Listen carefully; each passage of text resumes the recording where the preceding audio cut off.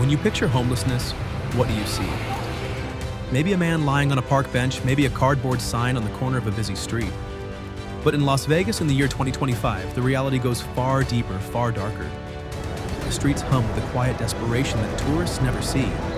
Here, hope and despair walk side by side, and survival becomes an art form that most of us cannot even imagine.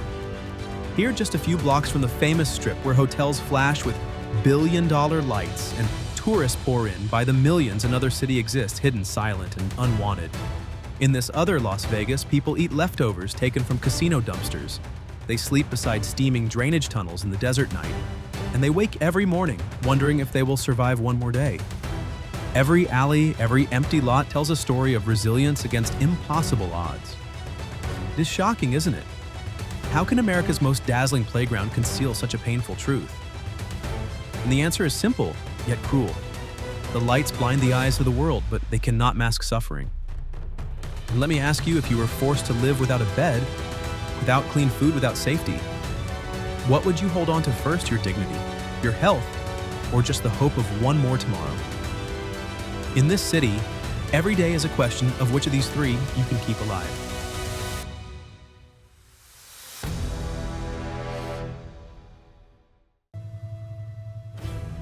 A slum in the desert.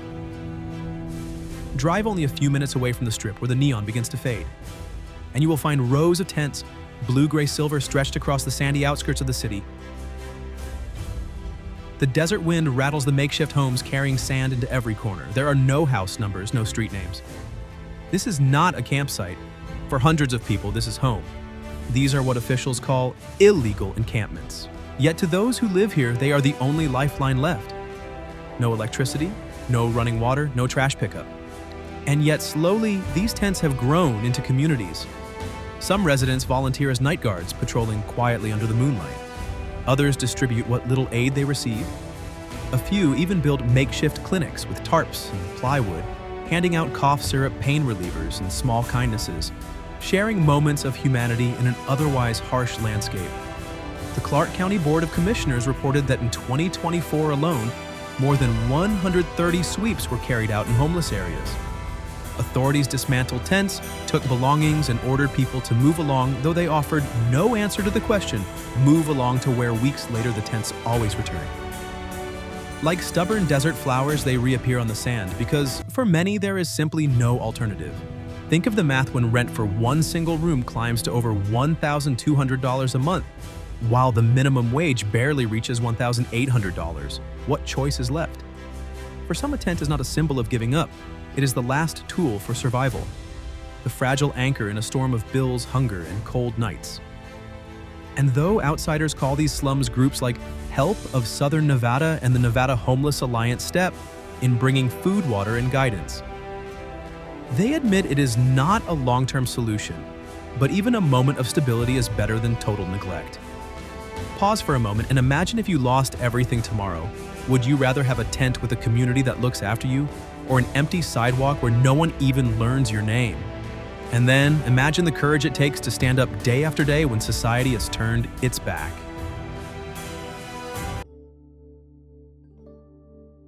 Eating trash is not a choice.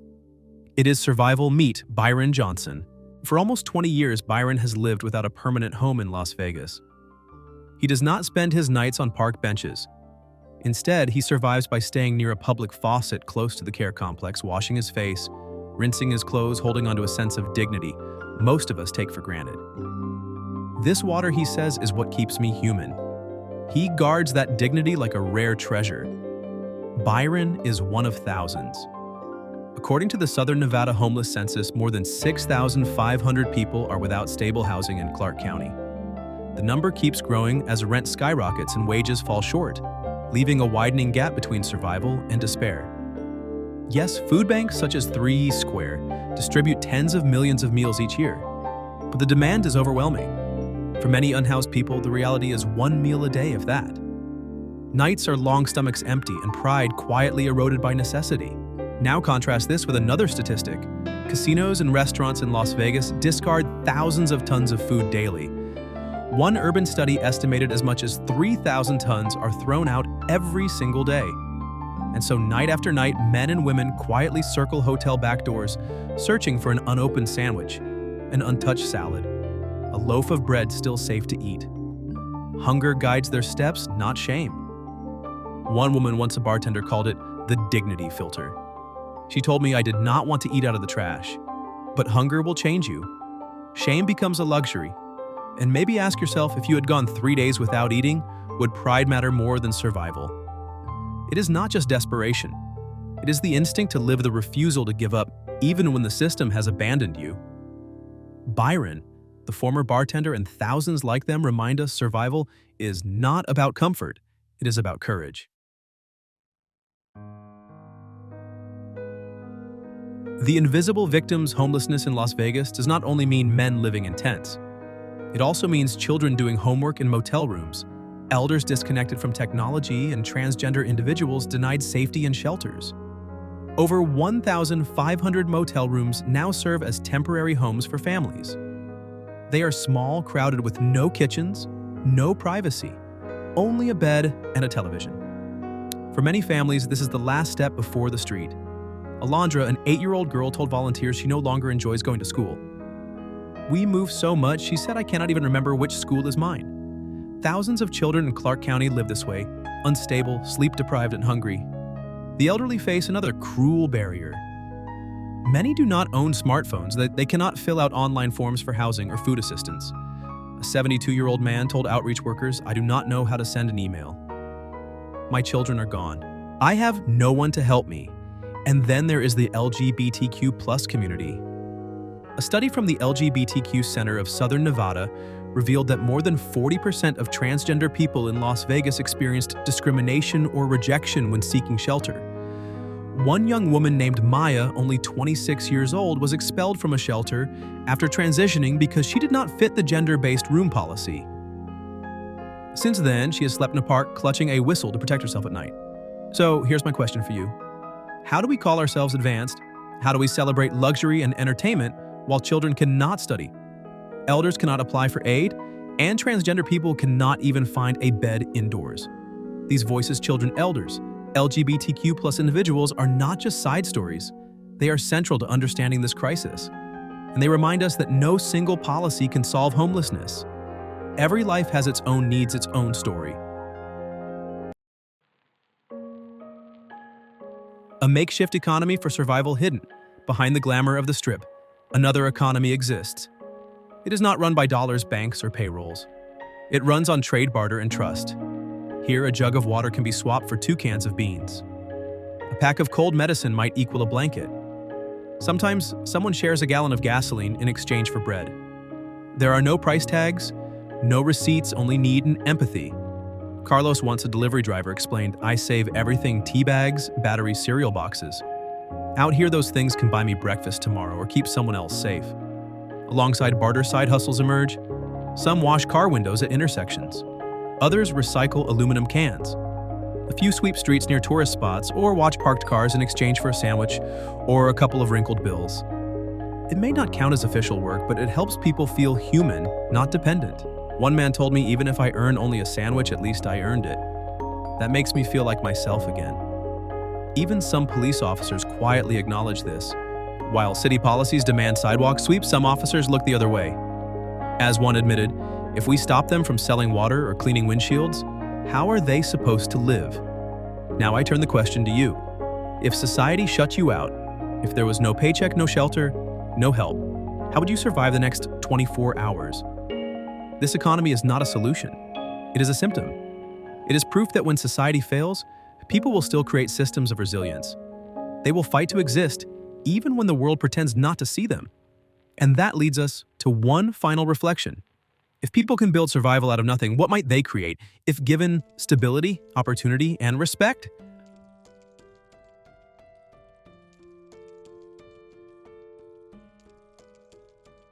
So, when humanity slips away, losing a house is devastating. Losing a job, painful. But ask those who live on the streets of Las Vegas what wounds them the most, and many will say it is something quieter, more invisible, the slow erosion of feeling human. Take Paul Vautrinot. Years ago, Paul was a theater student with talent, energy, and a future that seemed full of promise. But addiction and poverty led him into the storm drains beneath Las Vegas, where he spent more than 3 years living in a world the city prefers not to acknowledge. Those who dwell underground call themselves the Mole People, an entire hidden society surviving in tunnels designed to channel rainwater. Paul once confessed, "I thought I would die there, with a needle in my arm." And the most terrifying part is that the thought gave me relief. Because after months of living like a ghost, I no longer believed I was worth saving. That is what homelessness often does. It does not only take away your bed or your wallet, it takes away your name. It erases the simple recognition that you exist. People pass without looking. Strangers avoid eye contact. Each day whispers the same message: you do not belong. Nevada has only about 28 psychiatrists for every 100,000 residents, among the lowest ratios in the nation. For someone without an address, without internet, without identification, those services are nearly impossible to reach. And so depression, trauma, and untreated mental illness grow unchecked. They do not appear on casino billboards, but they are every bit as real as the neon. Paul was fortunate. After an arrest, he was enrolled in a drug court program. With that intervention, he fought his addiction, rebuilt his life, and today he directs Shine a Light, an organization helping others escape from the storm drains. He turned despair into purpose. But pause here. How many Pauls never get that chance? How many spend years slowly fading until they cannot remember who they once dreamed of becoming? So let me ask you, what memory from your past, what dream from your youth would you cling to if the world stopped calling you by your name? And in a city of dazzling lights, these quiet tragedies go unnoticed every day. Small flames against the darkness. The casinos may dazzle, the theaters may roar, but under those lights, another kind of stage is being set quietly, humbly, by people determined to restore dignity one step at a time. The Courtyard Homeless Resource Center is one such place. Every month, more than 5,000 individuals come through its gates. A shower, a clean blanket, a mailing address. These are not luxuries, they are lifelines. Imagine needing an address simply to apply for a job or to receive government aid. Without one, you are invisible. With one, you can begin to exist again in the eyes of society. Another force is Vegas Stronger, which provides free addiction treatment. No insurance card, no identification card, no long forms to prove worthiness. Because they know that addiction does not wait for paperwork. Everyday outreach teams walk into parking lots, drainage tunnels, and tent encampments, carrying methadone counseling and something often more powerful than medicine belief that recovery is possible. And then there is the Nevada Homeless Alliance. Think of it as the thread weaving together more than 50 organizations, shelters, hospitals, churches, volunteers, even community policing programs. They organize pop-up care villages where for a few hours or a day, unhoused people can access healthcare, get a haircut, speak to caseworkers, or find a pair of shoes that actually fit. Las Vegas is also experimenting with a bold idea: housing first. This model rejects the old belief that people must prove sobriety or stability before being given a home. Instead, it insists that a home must come first, that housing is the foundation, not the reward. Across the United States, Housing First has cut chronic homelessness rates by between 40 and 60%. Now the city of Las Vegas is testing whether that success can take root in the desert. None of these actions will erase the crisis overnight, but they matter. Each meal handed out each night, someone sleeps on a mattress instead of concrete. Each morning, a letter arrives with the possibility of a job interview that is a candle lit against the dark. And I want to ask you listening now, when you think of hope, is it something grand and distant? Or is it something small and daily? A cup of warm soup? A phone call returned to a stranger who remembers your name? Every act, no matter how small, reminds someone that they are not invisible. Learning from beyond the desert.